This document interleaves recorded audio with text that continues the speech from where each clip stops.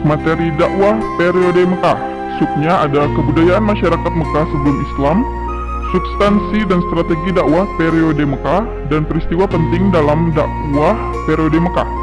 Untuk pembelajaran hari ini kita hanya membahas tentang kebudayaan masyarakat Mekah sebelum Islam.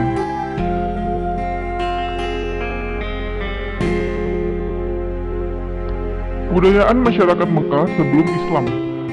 Para ahli sejarah menyebut masa sebelum kehadiran Islam yang dibawa oleh Rasulullah SAW sebagai masa jahiliyah. Secara bahasa, masa jahiliyah berasal dari kata jahil yang diturunkan dari kata dasar Arab jahala yang berarti bodoh.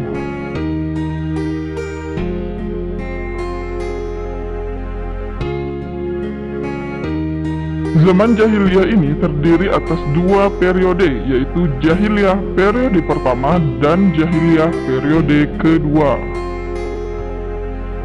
Periode pertama merupakan masa yang sangat panjang, tetapi tidak banyak yang bisa diketahui hal ihwalnya dan sudah lenyap sebagian masyarakat pendukungnya. Dengan kata lain, jahiliyah periode pertama ini tidak banyak peristiwa-peristiwa penting yang kita ketahui. Seperti itu. Nah, sedangkan jahiliyah periode kedua berlangsung kira-kira sekitar 150 tahun sebelum Islam lahir. Jahiliyah periode kedua inilah yang kita kenal hingga sekarang, dan inilah yang akan kita pelajari.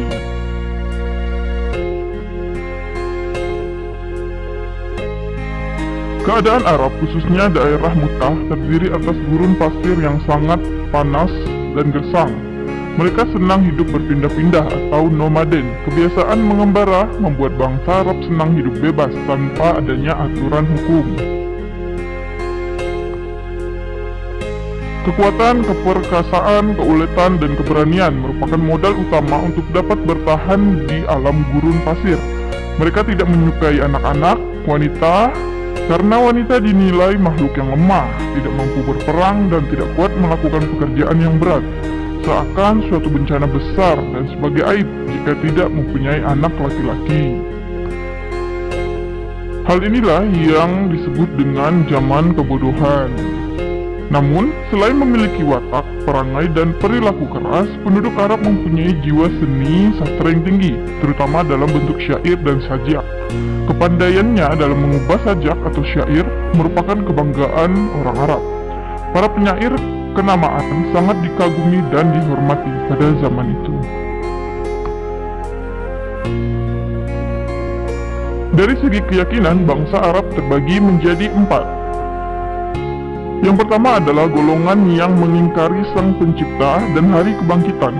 Mereka percaya bahwa alam, masa, dan waktulah yang membinasakan segalanya, seperti yang termaktub dalam Quran Surah Al-Jathiyah. Jadi mereka tidak percaya dengan adanya Sang Pencipta. Sedangkan yang kedua adalah golongan yang mengakui adanya Tuhan, tetapi walaupun mengakui adanya Tuhan, namun mengingkari adanya hari kebangkitan, seperti yang termaktub dalam Quran Surah Al-Qaf. Yang ketiga adalah golongan yang menyembah berhala. Biasanya masing-masing kabilah memiliki berhala sendiri-sendiri. Misalnya kabilah Saqif di Taif menyembah Lata, kabilah Quraisy di Kinanah menyembah Uzza, dan kabilah Aus dan Kharaj menyembah Manat.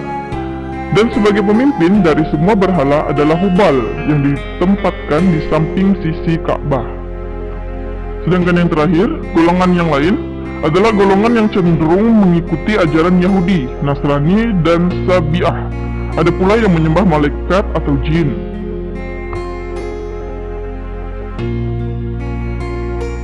Label jahiliyah yang diberikan kepada bangsa Arab pra-Islam bukan berarti tidak ada kebaikan sama sekali dalam kehidupan mereka. Bangsa Arab masih memiliki akhlak-akhlak mulia dan budaya positif yang menyejukkan dan menakjubkan akal manusia. Di antara perkembangan kebudayaan masyarakat Arab pra-Islam adalah sebagai berikut. Bangsa Arab pra-Islam telah mampu mengembangkan ilmu pengetahuan, terbukti dengan dikembangkannya ilmu astronomi yang ditemukan oleh orang-orang Babilonia. Ilmu astronomi ini berkembang di Arab setelah bangsa Babilonia diserang oleh bangsa Persia, kemudian mengenalkan ilmu astronomi ini kepada orang-orang Arab pada masa itu. Selain astronomi, mereka juga pandai dalam ilmu nasab, ilmu rasi-rasi bintang, tanggal-tanggal kelahiran, dan takbir mimpi. Masyarakat Arab yang tinggal di perkotaan atau disebut Ahlul Hadar, mereka hidup dengan berdagang. Kehidupan sosial ekonominya sangat ditentukan oleh keahlian mereka dalam berdagang. Mereka melakukan perjalanan dagang dalam 2 musim selama setahun. Pada musim panas pergi ke Syam atau Syria, dan pada musim dingin mereka pergi ke negeri Yaman. Pada masa itu sudah berdiri sebuah pasar yang diberi nama Pasar Ukas. Pasar Ukas dibuka pada bulan-bulan bertepatan dengan waktu pelaksanaan ibadah haji, yaitu bulan Dzulqa'dah, Dzulhijjah, dan Muharram. Masyarakat Arab yang tinggal di pedalaman, yaitu masyarakat Badui, mata pencahariannya adalah dengan bertani dan beternak. Kehidupan mereka nomaden, hidup mereka berpindah-pindah dari satu lembah ke lembah lain untuk mencari rumput bagi hewan mereka. Masyarakat yang hidup di daerah yang subur, mereka bercocok tanam dan hidup di sekitar oase seperti Taif. Mereka menanam buah-buahan dan sayur-sayuran. Pasar Ukas tidak hanya menyediakan barang dagangan berupa perniagaan dan kebutuhan sehari-hari saja, tapi juga pegelaran kesenian seperti kasidah-kasidah gubahan sastrawan Arab. Syair menjadi salah satu budaya tingkat tinggi yang berkembang pada masa Arab pra-Islam. Syair juga dapat menjadikan seorang atau kabilah tertentu menjadi kabilah yang terbelakang atau kabilah yang terhormat. Selain bersyair, mereka juga terbiasa menuliskan kata-kata hikmah dalam setiap bangunan agung yang mereka dirikan untuk dijadikan peringatan dan diambil hikmahnya bagi generasi selanjutnya.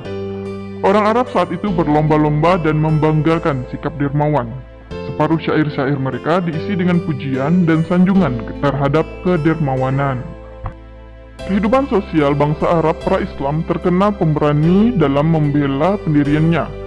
Mereka tidak mau mengubah pendirian yang sudah mengakar dalam kehidupan mereka. Nah, salah satunya adalah menghormati dan memuliakan tamu. Menghormati tamu adalah bagian dari menjunjung tinggi sikap dermawan yang mereka miliki. Mereka berlomba-lomba untuk memuliakan tamu dengan segala harta benda mereka.